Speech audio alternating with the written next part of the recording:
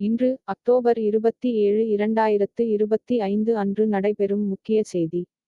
1. 5 ஆண்டுகளுக்குப் பிறகு இந்தியாவிற்கும் சீனாவிற்கும் இடையே நேரடி விமானப் பயணம் மீண்டும் தொடங்கியது. கொல்கத்தாவிலிருந்து குவாங்சோவிற்கு இண்டிகோவின் தொடக்க விமானம். 2. வரவிருக்கும் பெடரல் ரிசர்வ் கூட்டம் அக்டோபர் 28 முதல் 29 மற்றும் வெளிநாட்டு மூலதன ஓட்டங்களால் இந்திய ரூபாய் மற்றும் அரசாங்க பத்திரச் சந்தை வலுவாக பாதிக்கப்படும் என்று எதிர்பார்க்கப்படுகிறது. 3. ஒரு வர்ணனை கட்டுரையில் இந்தியா உலகளாவிய தெற்கின் நிறுவன கட்டமைப்பாளராக வளர்ந்து வருவதாக விவரிக்கப்பட்டது. இது இருமடங்கு பனிப்போர் அணுகுமுறைக்கு அப்பால் ஒரு புதிய உலக ஒழுங்கை ஆதரிக்கிறது. 4. விழா செய்திகள் இன்று சத் பூஜையுடன் பல மாநிலங்கள் டெல்லி, பீகார், உத்தரப்பிரதேசம், மேற்கு வங்கம் உட்பட பள்ளி, கல்லூரி விடுமுறைகளை அறிவித்துள்ளன.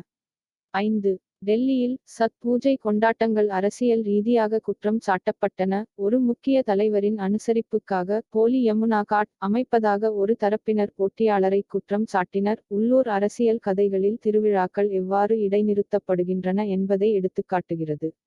6. உலகளாவிய செய்திகள் பாரிஸில் உள்ள லூவ்ரே அருங்காட்சியகத்தில் $100 மில்லியன் மதிப்புள்ள நகை கொள்ளை தொடர்பாக 2 சந்தேக நபர்கள் கைது செய்யப்பட்டனர். 7. 2025ஆம் ஆண்டு இந்திய கடல்சார் வாரத்தில் ₹10 டிரில்லியன் முதலீட்டு உறுதிப்பாட்டை இந்தியா இலக்காக கொண்டுள்ளது.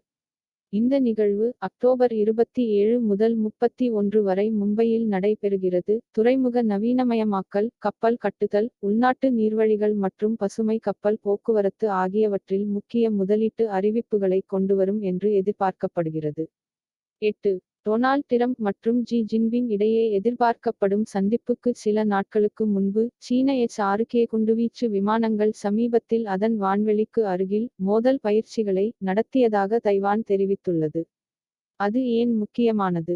9 அங்குலம் தென்கிழக்கு ஆசிய கூட்டமைப்பு ஆசியான் கிழக்கு திமோரை அதன் புதிய உறுப்பினராக ஏற்றுக்கொண்டது. இது 1990களுக்குப் பிறகு முதல் விரிவாக்கத்தை குறிக்கிறது.